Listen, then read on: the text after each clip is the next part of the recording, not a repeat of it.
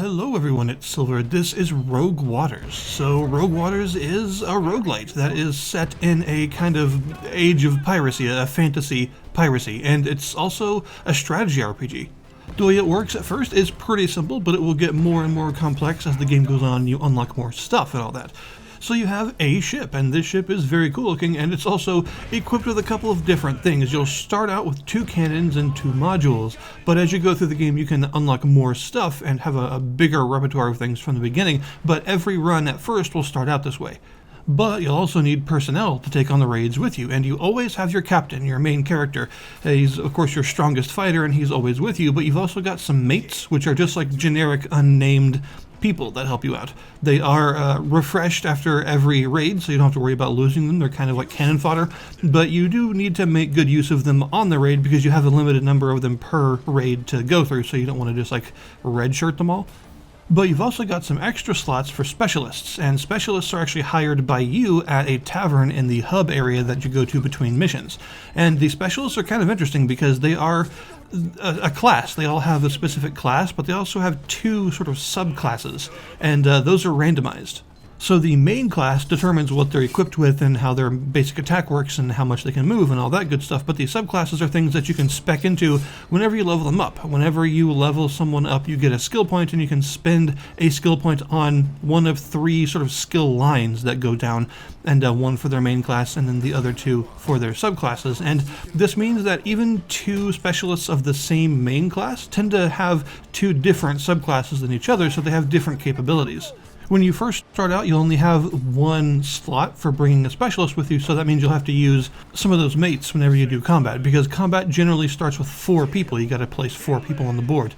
And that means you'll have your captain, 1 specialist, and 2 mates. But as you go through the game, you'll be able to unlock more specialist slots, eventually to the point that you can exclusively bring specialists and not use mates at all if you want to. But you may want to switch them out, maybe bring more specialists than you can deploy at once. That way if one of them gets heavily injured, you still have one to back up on and things like that. And then you go on a raid, and there will usually be 3 different raids available at any given time whenever you go on one. One of them will be the main story one. This will advance the story. It will usually be a lot more involved than the other 2, but this is how you go through the game and, get more stuff and experience the story. But the other 2 will be like randomly generated adventures that allow you to go to other less important objectives and, get some loot and get some materials and stuff and bring back and make yourself stronger. So usually you're going to be doing the side missions, the smaller side missions, for a little bit until you feel that you're strong enough to take on the next story mission, and then you'll advance to the next one and you'll just do the same thing, gathering more resources and recruiting more people and stuff and trying to get yourself continually stronger to experience more of the story. That's basically the loop. Once you're actually on one of these expeditions, you'll have a Slay the Spire style map of various nodes that you can go between, and most of these will be ships to battle, but some of them will be events, like multiple choice events, or even things like shops. There are various kinds of shops that sell different things, and also some things that allow you to do stuff like heal wounds on current members and stuff. But yeah, the meat of the game is the ship combat. So when you choose a ship to fight, you'll see that it'll give you a brief description of the ship, which just gives you an idea of what to expect when you fight it. And it'll also show you a reward that you'll get if you manage to actually beat the ship. And once you start combat, the combat will actually take place in 2 different phases. At first, you have the ship-to-ship combat, where you're using your cannons against each other. This takes place in 3 turns, each one moving closer together to eventually raid each other on foot. And during the ship combat, you have a number of action points that you can spend, and each of your cannons takes a number of points to fire, and you can fire as many as the points that you have until the next turn will start and you'll refresh and do it all again. And you'll see a preview of what the enemy's cannons are going to target, and you can of course choose to fire on their cannons and see if you can disable them to prevent whatever it is they're about to do. But there's also other things that you can fire at depending on the types of cannons you have.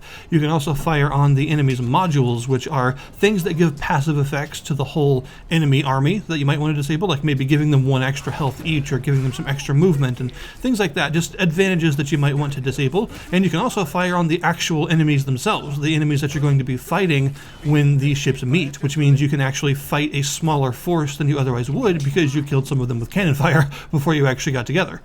But the enemies can also do all of these things to you, especially the ones where they target your own crew, which you really generally want to disable the cannons that are trying to do that, because that's very bad. That means that particular crew member will start with less health than they otherwise would, or at worst case scenario, they'll actually get killed and take a permanent wound, and you won't be able to use them for that fight at all. There are lots of different cannon types available, usually in several different tiers. They have a sort of damage variance most of the time, where they'll say, this can deal anywhere from 1 to 4 damage, and you'll see below each of the modules and cannons and stuff on the enemy ship a certain number of health points, so that you know how much damage they can take. There are some things like, say, the glass cannons, which are an actual item, that only have 1 HP, but they do huge damage. But then there are things like the volley guns that can actually do 0 damage, but they have a really high variance, so they might be able to deal up to like 5 or 6, depending on your luck, basically. And then there are some things that can only target specific types of targets, like the shipbreakers, which can basically only fire on modules and stuff. There are anti-cannon cannons that can only fight other cannons, and there are also deck sweepers that can only attack enemy crew. There are also some cannons that are only usable at certain turns. So there are some like really short range cannons like mortars and some of the really big heavy ones that you might only be able to use on turn 3, and you got to use other things for the first 2 turns, whereas deck sweepers oftentimes can't be used at long range at all, so you got to get a bit closer before you can use them. And then there are some cannons that are the opposite. They're very long range, and once you get close you can't use them anymore. So basically the ship to ship combat is all about trying to give yourself as much of an advantage as possible for the main combat once you actually meet together, just disabling as many of their advantages as you can while also making sure they don't disable too many of yours. But once those 3 turns are over, the ships will pull alongside each other, and you will be given a sort of deployment zone where you can choose usually 4 of your own people to deploy to the other ship to fight. Some missions will change this, like there's actually a module that enemy ships can have that reduce this to 3, and that they can have multiple of these modules to reduce it even further, so those are usually a good thing to destroy if you can, but generally 4 is the base amount. And then the on-foot combat will start, and this will be familiar to you if you've ever played like a strategy RPG kind of tactics game before, like say XCOM. Although this is mostly melee combat, there are some ranged weapons, but a lot of it is going to be happening in melee. And this is a combat system that's very aggressive and really heavily focuses on positioning. So the positioning of your characters and in relation to the enemy characters and all that is all extremely important and can completely make or break a fight. To this end, the game is kind enough to give you an undo button, so that if you accidentally put yourself in the middle of like 18 enemies and didn't realize you're about to do that, then you can undo that decision and try something else. But you can only undo back to the beginning of that turn and no further. This is the only kind thing the game is going to do for you. The majority of classes and characters in this game use an advancing melee attack, by which I mean when you melee attack someone, you will move forward and occupy the space that they occupied, and you will push them back 1 space in a specific direction, depending on what angle you attack them from. This is super important to how the combat works, and you will do extra damage if you manage to bounce them off of stuff in the way, like masts or barrels or walls and stuff. You'll do a bunch of extra damage if you can do that, so it's a very good idea to try and pin enemies in unfortunate positions so that you can sort of bounce them around. You can even attack them and have them collide with each other, which will do damage to both. However, if you're not careful, this can also work against you, because you can attack them and have them collide with your own party members, which will damage them as well, so you'll have some friendly fire. Although there is one specific class that does extra damage if this happens and doesn't take any damage themselves. So they're like a backstabber class. So basically, the main combat system of this game is a little bit like chess. It's very chess-like, because it's all about positioning and forward planning. Characters can also get some other abilities depending on what their classes are, and there will also be lots of stuff around on ships' decks that you can mess with. And one of the best things you can do is actually get a target right next to the edge of the ship and actually just smack them overboard, which will kill them instantly.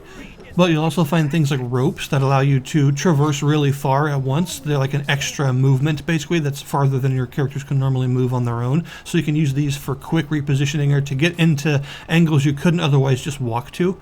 You might find a rack of weapons that gives you access to an extra attack that you can use if you're occupying that space. Maybe there's like a healing flask or some alcohol or something that you can use to heal yourself if you're on that square, things like that. There's just a lot of environmental interactivity, which is a good idea because ships in a lot of pirate movies and things are often presented as very busy. The deck has a whole bunch of stuff going on, and a lot of fights are very chaotic and involve a lot of like environmental stuff happening. So it's cool that they incorporated all of that into this combat system. And the chess game is all about deploying the characters you think are advantageous for this fight and using their abilities to be as effective as possible and trying to down the enemies as quick as you can, because no one really has a lot of health. This is the kind of game where, like, say 5 HP is a lot. So most of the time targets are going down really fast, but your party members will also go down fast. And of course, there's a bunch of other effects that can depend on modules and things. So you might have like turn-by-turn regeneration. You may be able to set people on fire. You may be able to gather some armor points, which will completely defend from damage as long as you have them. And also, in addition to all of the class-based abilities that every character has, all of your non-mate characters can equip 2 different items, and you can find items from beating ships, or from buying them in shops, or from random events and things, and equip them with all these items, and they do all sorts of stuff. You might find an amulet that allows you to remotely, like, telekinetically move someone, so you can just throw them overboard from afar if you want. You might find a sacrificial dagger that does a small amount of damage, but if it kills an enemy, it gives you one of this resource called Abyssal Ether, which is another thing to talk about, because being cool, cursed fantasy pirates, you have access to sea monsters, and the one that you start the game with is a kraken. And you can actually choose to spend 3 of this Abyssal Ether, which you'll start with 3 and can hold up to 6, although it's difficult to get more. Once per battle, you can use this Ether as long as you have enough to call up a Kraken tentacle and slam a big line on the enemy's ship, and it will basically kill everything in that line. It does a lot of damage, like 4 damage to everything in the line, so you can even upgrade it later to do even more damage and stuff. And there are a couple of other sea monsters that you'll be able to get access to once you advance far enough in the story, and you can choose which ones you want to use. So these are basically your secret weapon, the thing that you can break out when things are really not going in your favor, or when you see just the perfect opportunity. Maybe the enemy just happened to line up 4 really troublesome units on a perfect line, and you think, well, that's fodder for the Kraken, so you just get rid of them all at once, and then the combat goes a lot easier because of that. But like I said, this is a really limited resource. The only really reliable way to get more ether is to go to a shrine that allows you to remove a wound from one of your party members, basically heal them. But instead, you forego the healing entirely, and you can generate 3 ether, so you get 1 extra use of the Kraken, or whatever you've equipped for that expedition. And that's how you get it. So basically, in order to get more uses of this thing, most of the time you have to completely forego healing. The wound system works basically whenever you complete a fight, everyone will heal back up to full health. But if someone took enough damage to get completely knocked out, then they'll take 1 wound, which will reduce their maximum health by 1.